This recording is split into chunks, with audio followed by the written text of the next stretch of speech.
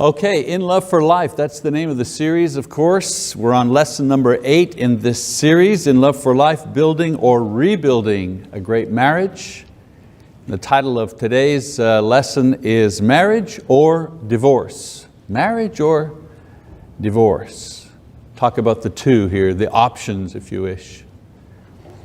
You know, some marriages work better than others, just like some people can hit a curveball. Some people can hit a curveball. Some people can play tennis. Other people are good at math. You know, they're just naturals. And some people are just good at marriage. You know, they're like natural. It clicks, it works somehow. We all know people like that. We all, know men and women where their marriage just click, and aside from perhaps sickness or accidents, whatever, the relationship is smooth and it seems effortless. Year after year after year, we kind of envy their relationship. Of course, like anything else, these types of marriages exist, but you know what? They're in the minority. The majority of marriages go through various stages that are not always smooth, not always smooth sailing. So I want to talk about the stages of a marriage here. These have been documented, if you wish. The thing I want to say about them is that we're looking at a big picture, okay? A big picture. There may be more stages, more detail, but these are kind of the major stages that pretty much all marriages go through. The first stage is the romantic stage. I think we're familiar with that. In this stage of the marriage or the relationship, each partner says to the other, "I commit myself to you. You are exactly what I want. You are perfect. You have no faults that are a problem to me. You are ideal." And humbly, the other person answers, "Yes, I know. I feel the same way about you." Now it's this romantic stage that drives us forward to be with that person all the time.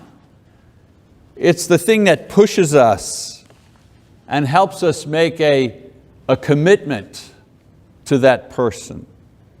Now some people enjoy this stage of marriage so much that they go through life searching to repeat this experience or this stage over and over and over again. As a matter of fact, most movies and romance novels, whatever, are describing this stage of a marriage. And we get the impression that this stage is the only stage we should experience, that we get married and this romantic stage will just simply go on uninterrupted. But then we get to stage number 2, which is the bargaining stage. In this stage, you wake up one morning and say, "Man, oh man, you're sure not perfect. I'll tell you what, I'll change if you will blah, blah, blah." And the marital tug of war now begins. This is where we feel frightened or disappointed. We wonder if we've made a mistake. If I made a mistake.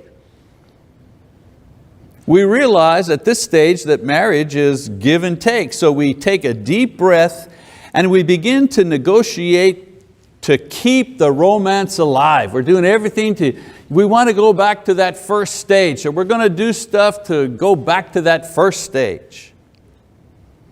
Now the masks begin to come off and the real person begins to emerge. Not just bad things, but things you didn't know, things you forgot to ask. Now the intensity of these feelings begins to grow. Things like she'll say, "Well, I never realized that you didn't really like my cooking." And he'll say, "Well, it never occurred to me that you disliked my brother that much." So we have the bargaining stage. I give if you give. Because if we're able to do that, maybe we'll go back to that romantic stage. Then comes stage number 3, the coercive stage. if the gentle bargaining, in stage 2, if that gentle bargaining, like for example, I don't like it when you smoke in the house. Would you smoke out in the yard if that's kind of an issue? I didn't know you smoked. If that doesn't work, then the real hardball game begins. Now the partner says, boy, do you have faults. I'm going to change you, and if I can't, then I'm going to get God to change you. And now all kinds of prayers go up to God. Please God, do something about that slob I married. Please God, do something about her. She's making me crazy. And so the coercive stage arrives when one spouse realizes that they don't have the ability to change the partner. So they go out and they enlist the help of others. God, mom, friends, the preacher. We round up a posse and go to town trying to change her or trying to change him. Now, I'm not talking about getting help for a real problem or a habit from professionals. That's, of course. I'm talking about attitudes and character habits that bug you, disappoint you, disillusion you from the romantic stage. Remember, you're gauging everything off of that romantic stage and you're thinking, well, how do we get back there? So then we get to the desperation stage. Desperation stage, boy, you are hopeless. You are a rock that I cannot lift. Even God can't change you. There's no use trying anymore. I want out. If not in reality, certainly in my head. When we get to the desperation stage, people are thinking, I give up because you cannot change. Hopefully, by this point, you will get help. And you may reach this stage. And this stage is the acceptance stage. When you're at the acceptance stage, you're saying, well, I realize that we both have faults. I'll try to accept yours if you'll be patient with mine. Accepting is realizing that the romantic stage was a stage built on less than all the information or all the accurate information about the other person. That's why it's the romantic stage. Now the interesting thing about this process is that if a couple gets to the acceptance stage, much of the romance returns to their relationship, but without the idealism. Romantic realism, that's where you want to be. Not romantic idealism. Romantic idealism, you're seeing the other person as an image that you have partly created yourself about the ideal person that you want that other person to be. And that's a very powerful thing. It's the thing that drives us at the beginning. I can't stand not being with him or with her. I got to be with her 24 hours a day, Why? Because how else do you describe being with perfection? And the feedback you're getting from the other person is, you're perfect too. Where's the problem here? But where you really want to go is romantic realism. A romance that is based on what is real, not what is made up or idealized. So as couples go through the stages, these type of emotions, the question always surfaces, as they go through these stages, especially the rocky ones. Do I stay married or do I just get a divorce?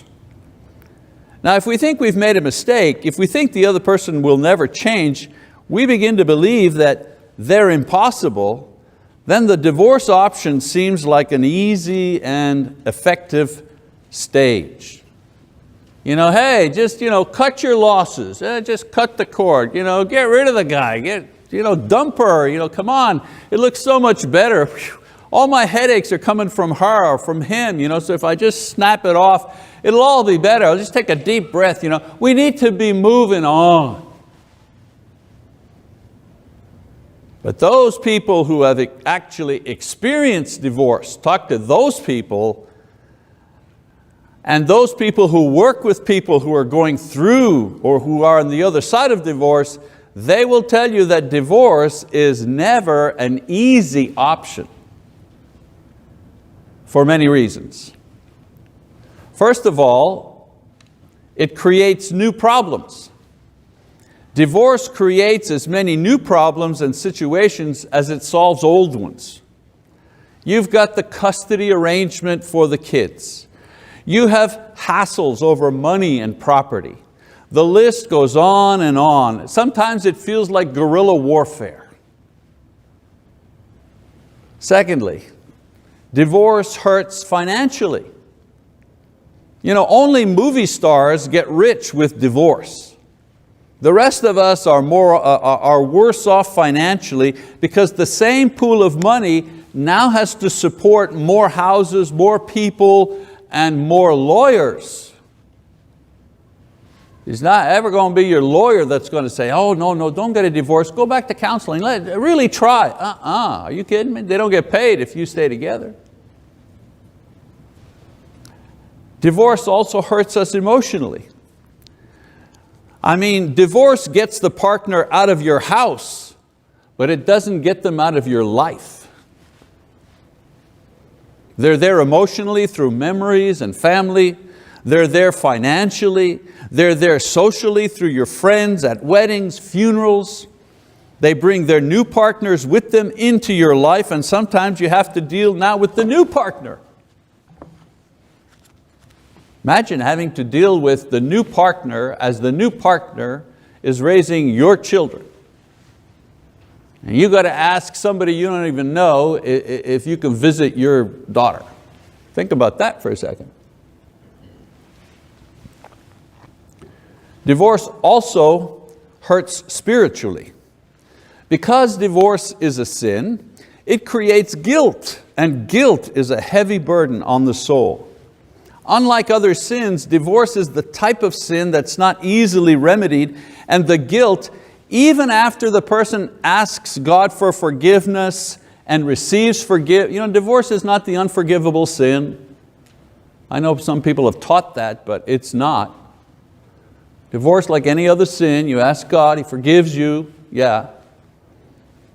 The problem is, it still hurts long afterwards. Long after you've been forgiven, it still hurts. Even those who are the victims in a divorce, the innocent spouse or the children, for example, even they feel guilty about the experience. And after they're unable to shake this feeling of low self-esteem and anger and sorrow and resentment, it just hangs on forever and ever and ever. In my experience, it's kind of like the worst. I know people have been divorced 25 years, 30 years, and they've remarried and now they have a good relationship and blah, blah, blah. Everything is great. And when you scratch the surface a little bit and you just go down, they still feel the pain from that thing that happened 25, 30 years ago. And of course, divorce hurts socially. The movies, sometimes they show divorce in a kind of a glamorous light. I remember there's an old movie called First Wives Club where the women were getting even with their no-count husbands, ex-husbands, and the girls were having a good time, or divorced guys getting back into the single scene, a lot of women fun. Nowadays, they even have a thing called divorce parties. Imagine, you used to have a shower for a wedding or a wedding party or something. Now they're divorce parties. Once your divorce decree comes through, a big party, come on, let's go, let's have some fun. But reality shows a much different picture. Women who are struggling alone with children to raise, with little energy to date, let alone find another mate.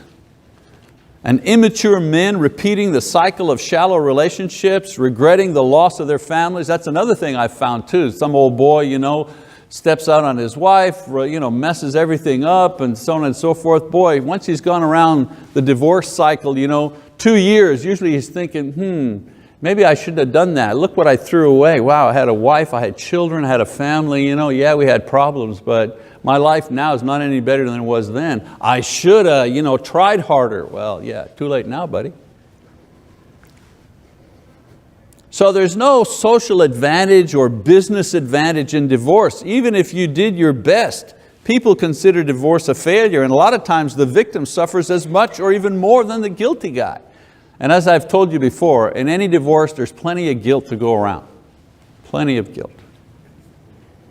So I don't mean to kind of paint a picture that suggests that divorce is inevitable, only that it's an option that more people are taking advantage of these days without realizing the cost. Without realizing the cost. I mean, there are times when that is the only option, but people need to kind of think it through. Of course, the other option as one goes through the various stages of marriage is to stay married. The question that arises when one is faced with the choice, should I stay married, should I get a divorce? The question is, why? Why stay married? Because sometimes it's hard, or I don't like it, or she won't change, or I'm not happy. So here's some, like I said, some things about divorce. Here's some reasons to stay married. Well, consider the other option that I've just talked about. People divorce because they think that the sum total of what they will gain will be greater than what they have already. And this is not the case in most instances. People who think, I'll be happier if I get a divorce, rarely, it happens sometimes, but rarely are they happier after. All the things that I talked about happens to them. In French we say, ça change le mal de place. We have an expression in the French line, ça change le mal de place, which means you change the location of the pain. That's all you're doing, okay? You change the location of the pain. You don't eliminate it, you're just changing the location of it. Obviously, for some people, divorce has turned out perhaps to be a good thing. An unfaithful or abusive mate has left, and after the pain, you're able to start over again. But divorce is not always this clean or this easy. A lot of times it's better to heal the pain altogether rather than shifting it around. Number two, well, we know as Christians, God hates divorce. Malachi chapter 2:16. Sexual sin and divorce are condemned by God. Hebrews 13:4. Those who have no faith, those who have no fear of God, no desire to please the Lord, they don't consider this idea. And they'll be judged because of it. And their conscience secretly suffers because of it. Counseling offices are full of people dealing with guilt, and they don't understand why they should feel guilty. Well, innately, human beings have a sense of ought, what we ought to do and what we ought not to do. Even if we don't believe in God, we still have that innate sense of what we ought to do and what we ought not to do. And if we violate our conscience, if we violate a covenant, whatever, we feel guilty about it. For us as Christians, we come to the throne of grace and we ask God, forgive me, I blew it, I messed up that whole thing, please forgive me. And we know that He forgives us. But if you don't believe in God, where do you go for that? You don't go anywhere, you just carry it with you all the time. So Jesus condemns those who divorce in an unrighteous way, Matthew 19, Mark 10. Suffice to say that God hates divorce because of the broken promises and what it causes. It causes sorrow and guilt and sadness and all those things. That's why He hates it. He hates it because it harms His children. That's why He hates it. He doesn't want us to suffer. And then, why stay married? Well, the covenant. Remember the covenant that you made. Marriage is not just sex or living together or having kids. All these come and go in life. The basis of a marriage is a covenant between two people to remain husband and wife no matter what. And the covenant gives us permission to be one. So God's experience with Israel is the model for covenant. He made a covenant with the people of Israel, for better or for worse, that He would be their God and they would be His people. Now historically we saw that Israel had they had both good and bad times with the Lord. During the reigns of David and Solomon, those were the good times. And then of course Ahab and Jezebel, just one example, boy, those were the bad times. But throughout these times, God remained faithful because of the covenant, not because of the condition of the people. He could have squished them at any time. He could have just knocked them off the face of the earth at any time, but He stayed with them because of the covenant. So when we take our wedding vows, what we are promising is to relate to each other just as God related to Israel, because we have a covenant. So the wedding vows would be more realistic, if we stated them in this way. I take you as my lawfully wedded spouse with the full knowledge that you are weak and sinful, as I am weak and sinful in many ways. But despite all of this, I commit myself to loving you and being faithful to only you till death do us part. Now that doesn't sound very romantic. All your relatives are there, and the white, everything is decorated, and everybody's waiting to go off to the banquet, and the flower girls and the maid of honor, all that stuff is there, and then you exchange vows. Well, I know that you're a weak sinner, full of flaws. Not very flowery, is it? But true, but realistic. You're not perfect and I'm not perfect. We'll probably hurt each other before it's all over. But no matter what, I'm sticking with you. And no matter what, you're sticking with me. It's pretty much what the covenant says. So when the covenant is the basis of marriage and there are problems, the couple has a way to work these things out. They can strip the relationship down to the basic covenant and rebuild and repair what needs to be fixed in that marriage. Without a covenant-based marriage, there's no reason to remain married when things go wrong. If you don't have a covenant, if you don't have the basis of your marriage, if it's not the covenant, why stay together? If there's no life after this life, if there's no God who will judge us, why? Why should we spend one moment being unhappy? Well, there is no reason. If there is no God, if there is no moral law, if there is no covenant, then the only thing that guides us is our own personal happiness. And if that's what guides us, just what makes me happy, well, if He makes you unhappy, get rid of him. Find somebody who's going to make you happy. Because you being happy is what it's all about. But we know that that's not what marriage is all about, don't we?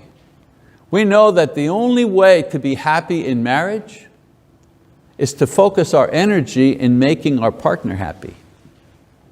That's the only way that I can feel fulfilled and satisfied in my life, is if I'm focused on making my wife happy, secure, meeting her needs.